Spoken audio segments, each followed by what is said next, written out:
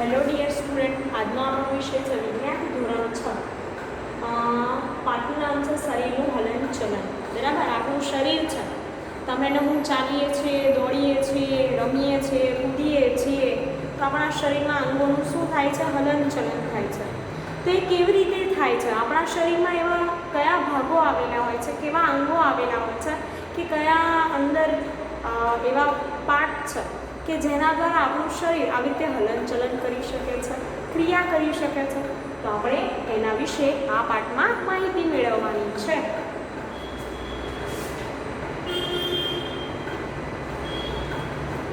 પ્રકરણ 8 શરીરનું હલનચલન.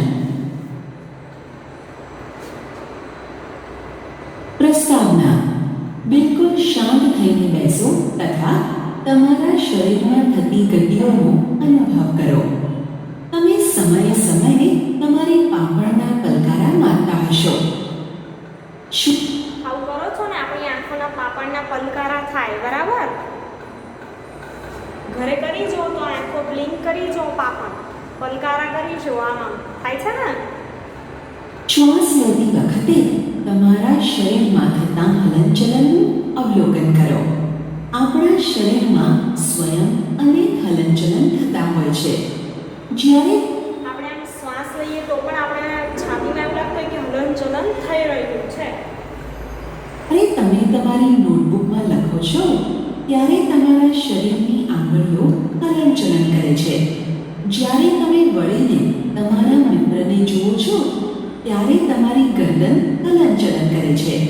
ઉપરોક્ત બધા ઉદાહરણોમાં તમે ત્યાંના ત્યાં જ રહો છો, છતાં પણ શરીરનો કોઈને કોઈ ભાગ હલનચલન કરે છે. વિદ્યાર્થી મિત્રો, કે બધી આ જે પ્રક્રિયાઓ છે એમાં શું થાય, તો આપણે તો એવા નહીં કરીએ, પણ કોઈનો કોઈ શરીરનો ભાગ એવો હોય કે જે હલનચલન કરે છે. તમે ઊભા થઈને એક સ્થાનેથી બીજા સ્થાને જાઓ છો. તમે તમારા શિક્ષક પાસે જાઓ છો. ક્લાસ પછી તમે સ્કૂલના મેદાનમાં જાઓ છો. વિદ્યાર્થી મિત્રો, તમે હલનચલન કરી તમારા શિક્ષક પાસે જાઓ. ઘરે છો અત્યારે તો તમારા મમ્મી પપ્પા જોડે જતા હો. આવી રીતે સ્કૂલમાં તમારા મિત્ર સાથે જાઓ, સોસાયટીમાં ક્યાંય બહાર જાઓ. બરાબર, તો તમે હલનચલન કરો છો, પગ વડે તમે જાઓ છો એક જગ્યાએથી બીજી જગ્યાએ. અથવા સ્કૂલ પછી તમે ઘેર જાઓ છો તો ત્યારે વાસ્તવમાં તમે એક સ્થાનેથી બીજા સ્થાને ચાલીને જાઓ છો. તમે ચાલીને, દોડીને અથવા કૂદીને એક સ્થાનથી બીજા સ્થાને જાઓ છો. ચાલો, તમારા મિત્રો, શિક્ષકો તથા વડીલો સાથે ચર્ચા કરીને કોષ્ટકમાં પૂર્તિ કરતા એ જોઈએ કે પ્રાણીઓ એક સ્થાનથી બીજા સ્થાન સુધી કેવી રીતે પ્રચલન કરે છે. વિદ્યાર્થી મિત્રો, પ્રાણીઓ એક સ્થાનેથી બીજા સ્થાને કેવી રીતે ગતિ કરે છે, તો પહેલું છે ગાય, બીજું મનુષ્ય, ત્રીજું સાપ, ચોથું પક્ષી, પાંચમું કીટક, છઠ્ઠું માછલી. કે ગતિમાં ઉપયોગી થતો ભાગ અને અંગ કે ગાય છે તો પગનો ઉપયોગ કરે, તે શું કરે? ચાલે છે. પછી મનુષ્ય છે, પગનો ઉપયોગ કરે, તે પણ ચાલે છે. સાપ છે, તેનું સંપૂર્ણ શરીર સરકીને ચાલે છે. બરાબર, સાપને તમે જોયો હશો સરકે.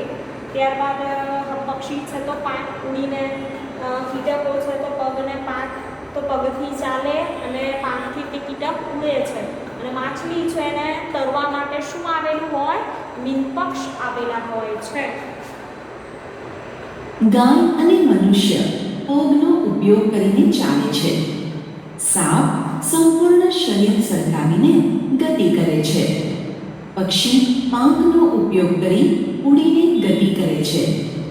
કેટલાક કીટકો પગ વડે ચાલીને તો કેટલાક કીટકો પાંખ વડે ઉડીને એક સ્થાનથી બીજા સ્થાન સુધી પ્રચલન કરે છે.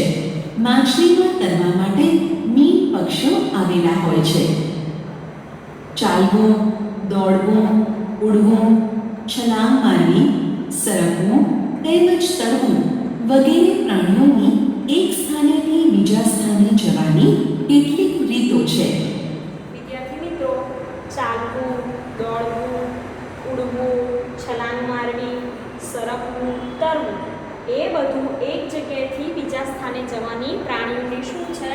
રીતો છે. પ્રાણીઓમાં એક સ્થાનેથી બીજા સ્થાને જવા માટેની રીતોમાં આટલી બધી વિવિધતા કેમ છે? શું કારણ છે કે અનેક પ્રાણીઓ ચાલે છે જ્યારે સાપ સરકે છે અને માછલીઓ તરે છે? પ્રાણીઓ ખોરાક, પ્રજનન, યોગ્ય વસવાટ કે શિકારથી બચવા વગેરે વિવિધ કારણોસર એક સ્થાનેથી બીજા સ્થાને ગતિ કરે છે. પ્રાણીઓ છે, ખોરાક છે, પ્રજનન છે, યોગ્ય વસવાટ અને શિકારથી બચવા શું કરે છે? એક જગ્યાએથી હલનચલન કરે છે. ઘણા બધા પ્રાણીઓ માટે પોતાનું અસ્તિત્વ ટકાવી રાખવા એક સ્થાનેથી બીજા સ્થાન પર ગતિ કરવું જરૂરી છે, જેને પરિણામે નૈસર્ગિક પસંદગી મુજબ હલનચલનની પદ્ધતિઓનો ઉદ્વિકાસ થયો.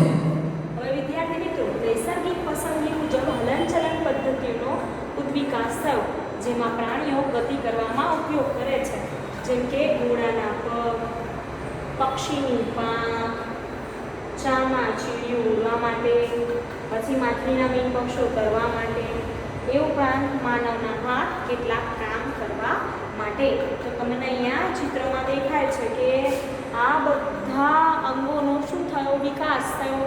આવા પક્ષીઓ, પશુઓ, પ્રાણીઓ છે, માછલી છે એના શરીરમાં ક્રિયા કરવા માટે, જેનો પ્રાણીઓ ગતિ કરવામાં ઉપયોગ કરે છે. બુજો વનસ્પતિમાં હલનચલનને લઈને આશ્ચર્યચકિત છે. તે જાણે છે કે વનસ્પતિ એક સ્થાનથી બીજા સ્થાને ગતિ નથી કરતી. વનસ્પતિ છે એ એક સ્થાનેથી બીજા સ્થાને ગતિ કરતી નથી. પરંતુ શું તે કોઈ બીજા પ્રકારની ગતિ કે હલનચલનને પ્રદર્શિત કરે છે? શું કહે છે કે કોઈ બીજા પ્રકારની ગતિ કે હલનચલનને પ્રદર્શિત કરે છે? એટલે કે એક જગ્યાએથી બીજી જગ્યાએ વનસ્પતિ જઈ શકતી નથી, પણ બીજી કઈ કઈ પ્રક્રિયા દર્શાવે છે? વનસ્પતિમાં ફક્ત આંતરિક અંગોમાં જ હલનચલન થાય છે, જેમ કે ફૂલો અને મૂળનો વિકાસ થવો. વિદ્યાર્થી મિત્રો, ફૂલ અને મૂળ એનો વિકાસ થાય છે. શું થાય? તો આંતરિક હલનચલનની પ્રક્રિયા છે. સંપૂર્ણ વનસ્પતિ શરીર એક સ્થાનેથી બીજા સ્થાને ગતિ કરતું નથી. પ્રાણી હવે આપણે જાણીએ છીએ કે વનસ્પતિની તો સંપૂર્ણ વનસ્પતિ શરીર એક સ્થાનેથી બીજા સ્થાને ગતિ કરતું નથી. અને પ્રાણીઓમાં કેવું છે કે સ્વયં સંચાલિત એક સ્થાનેથી બીજા સ્થાને પોતાની જાતે જઈ શકે. પ્રાણીઓમાં સંપૂર્ણ શરીર એક સ્થાનેથી બીજા સ્થાને સ્વયં સંચાલિત ગતિ કરે છે. વનસ્પતિ બાહ્ય ઉત્તેજના સામે પ્રતિચાર સ્વરૂપે કોઈ દિશામાં વૃદ્ધિ પામે છે અથવા તેના પર્ણો ખુલ્લા અને બંધ કરે છે. વિદ્યાર્થી મિત્રો, તમે લજામણીનો છોડ જોયો હશે, બરાબર? કે લજામણી એટલે શું? તો તમે તમારી આજુબાજુ ક્યાંય બગીચામાં કે એમાં છોડ જોજો, તો જે લજામણીનો છોડ હશે એના સ્પર્શ કરીએ ને તો સ્પર્શ કરતાં તેના હાથ શું થાય? તેના પાંદડા શું થાય? ભીડાઈ જાય છે, બરાબર? તમે જોજો. વનસ્પતિઓમાં બે પ્રકારનું હલનચલન જોવા મળે છે, જેને નેસ્ટિઝમ અને ટ્રોપિઝમ એ આવર્તનીય હલનચલન કહે છે. વિદ્યાર્થી મિત્રો, લજામણીના છોડને આપણે અડીએ ને એટલે સ્પર્શાનું વર્તન દર્શાવે. અડીએ એટલે એના પર્ણ ભીડાઈ જાય, થોડાક સમય પછી એના પર્ણ ખુલી જાય. એવી જ રીતે સૂર્યમુખીના છોડની વાત કરીએ તો ટ્રોપિઝમ એટલે કે આવર્તનીય હલનચલન, એટલે કે સૂર્યમુખીનું ફૂલ હંમેશા સૂર્યની સામે જ દિશામાં હોય છે, બરાબર?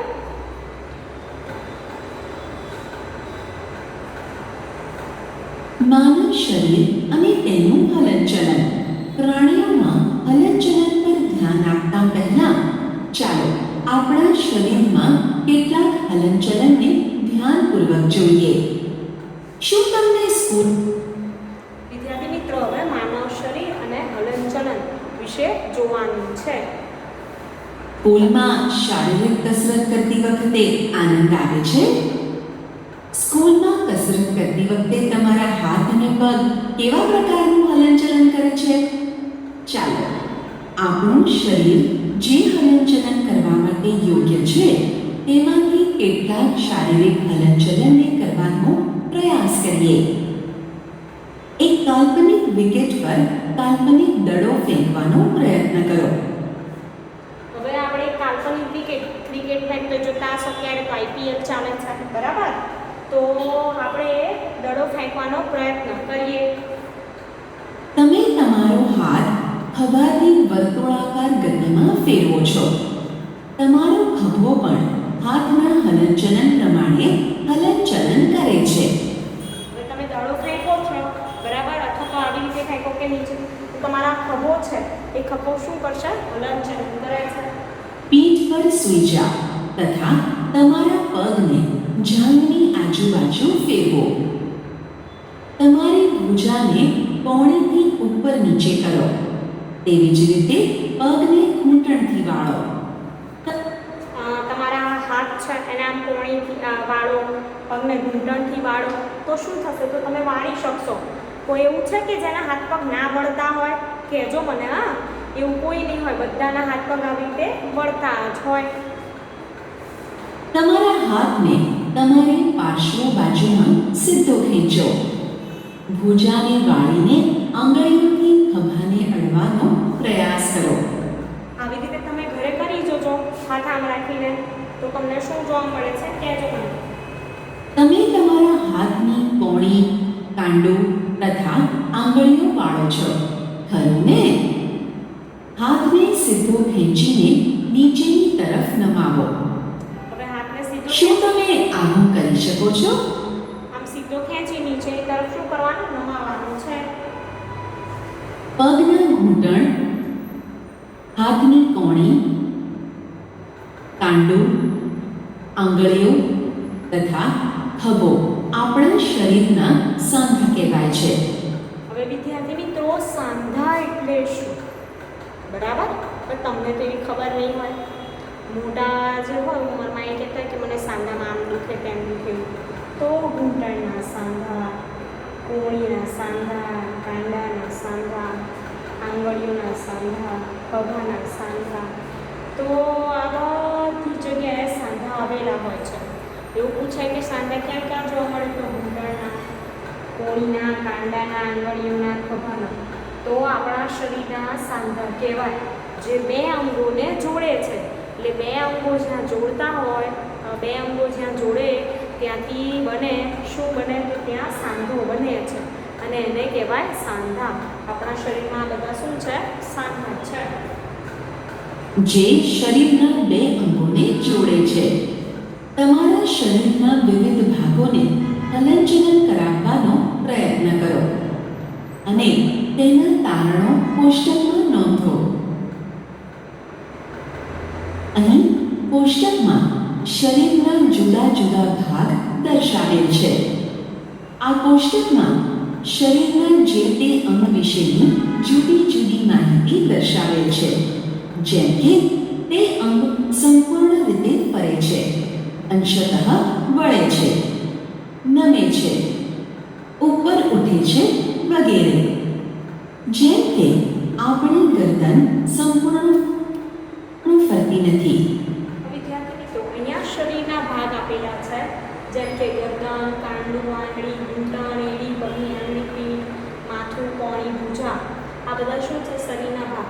સંપૂર્ણ ફરે તો હાંકેના લખવાનું, અંશતઃ ફરે છે, વળે છે તો હાંકેના, નમે છે, ઉપર ઉઠે છે, ગતિ બિલકુલ થતી નથી, એમાં હાંકેના લખવાનું છે. તે થોડીક જ ફરે છે, તેને નમાવી શકાય છે અને ઉંચકી શકાય છે. કાંડું સંપૂર્ણ ફરે છે, તેને નમાવી શકાય છે અને ઉંચકી શકાય છે. આંગળી સંપૂર્ણ ફરતી નથી, તે થોડીક જ ફરે છે, તેને નમાવી શકાય છે પણ ઉંચકી કે ઉપર ઉઠાવી શકાતી નથી. ઘૂંટણ પણ સંપૂર્ણ ફરતો નથી, તે થોડોક જ ફરે છે, તેને નમાવી શકાય છે પણ ઉંચકી કે ઉપર ઉઠાવી શકાતો નથી. એડી સંપૂર્ણ ફરતી નથી, એડી થોડીક જ ફરે છે, તેને નમાવી શકાતી નથી, પણ ઉપર ઉઠાવી શકાય છે. પગની આંગળી અંશતઃ વળે છે અને તેને નમાવી શકાય છે. પીઠ પણ અંશતઃ વળે છે અને તેને નમાવી શકાય છે. માથું સંપૂર્ણ ફરતું નથી, તે થોડુંક જ ફરે છે. તેને નમાવી શકાય છે અને ઊંચકી કે ઉપર ઉઠાવી શકાય છે. પોણી અંશતઃ વળે છે અને નમે છે. વિદ્યાર્થી મિત્રો, ગરદન છે, કાંડું છે, આંગળી, ઘૂંટણ, એડી, પગની આંગળી, પીઠ, માથું, કોણ, એમાં તમે જુઓ કે સંપૂર્ણ ફરે, અંશતઃ વળે છે, નમે છે, ઉપર ઉઠે ને ગતિ બિલકુલ થતી નથી. ભુજા સંપૂર્ણ ફરે છે, નમે છે અને ઉપર ઉઠે છે.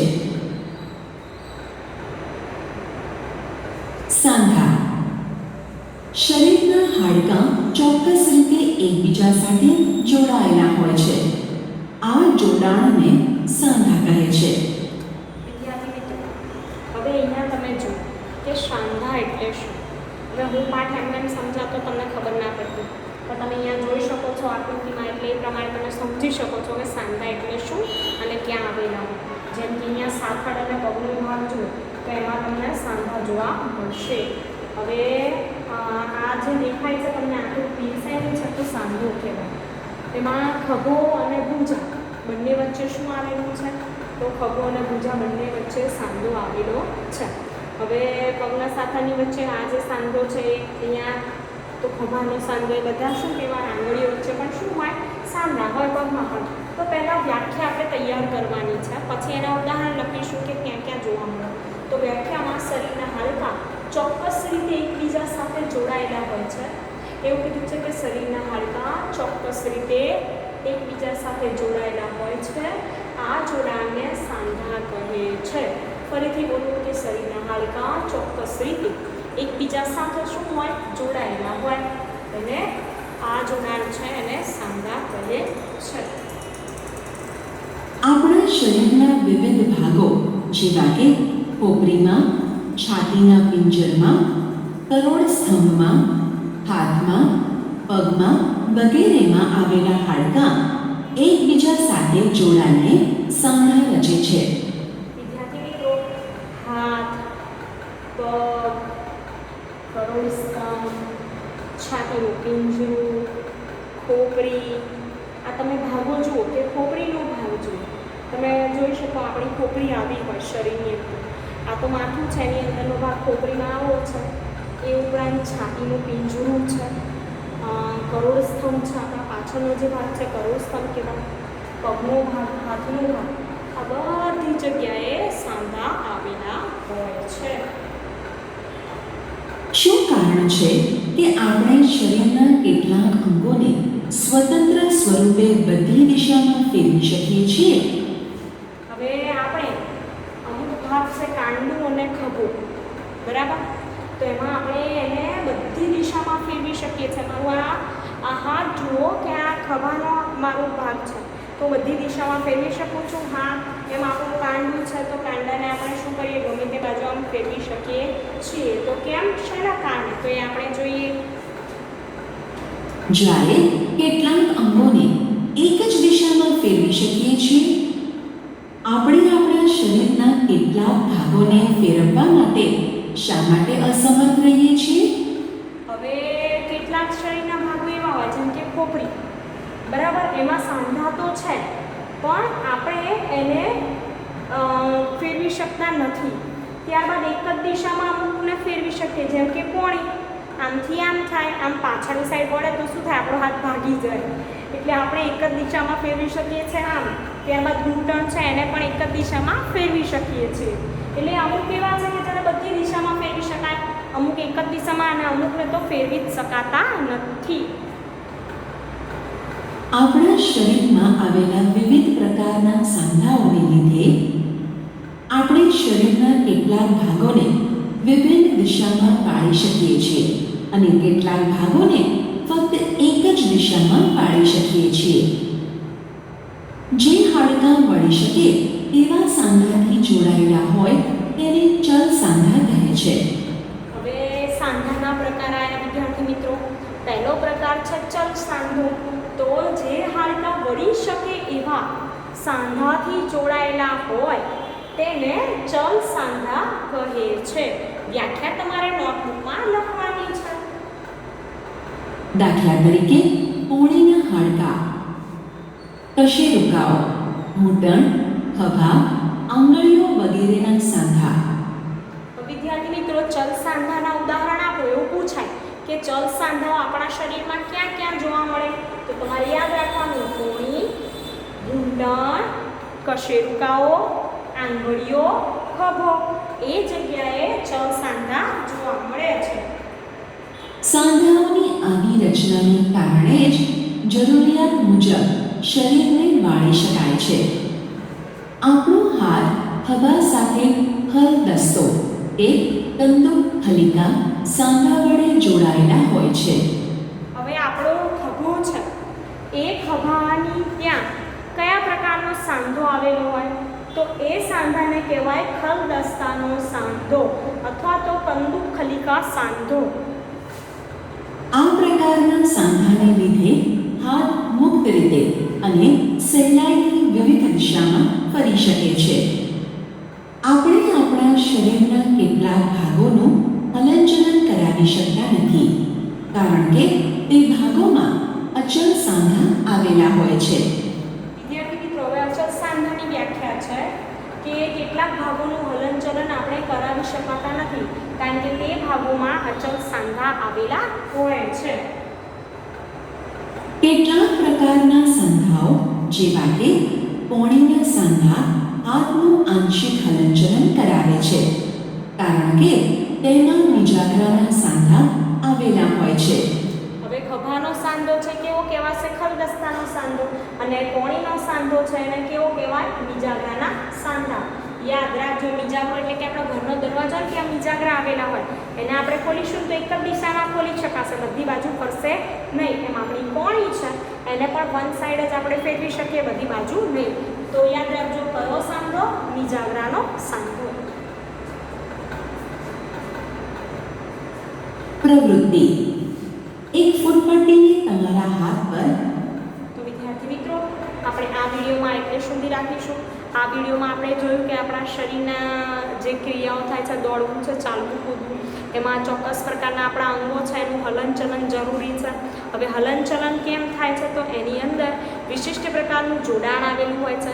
એ બે જે અંગો છે એ બે અંગો જોડાય એ જગ્યાને કહેવાય સાંધો. સાંધાના આપણે બે પ્રકાર જોયા, ચલ સાંધો, અચલ સાંધો કે જેમાં સહેલાઈથી વળી શકે એવા હાડકાં જોડાયેલા હોય તો તેને ચલ સાંધા કહેવાય. આંગળીના છે, પગના, ઘૂંટણના, કોણીના એ ખભાના સાંધા એ ચલ સાંધા છે. જ્યારે અચલ સાંધો કે જેમાં હાડકાં વળી શકે એવા ન હોય, બરાબર, તો એમાં ખોપરીનો સાંધો પણ આવી શકે.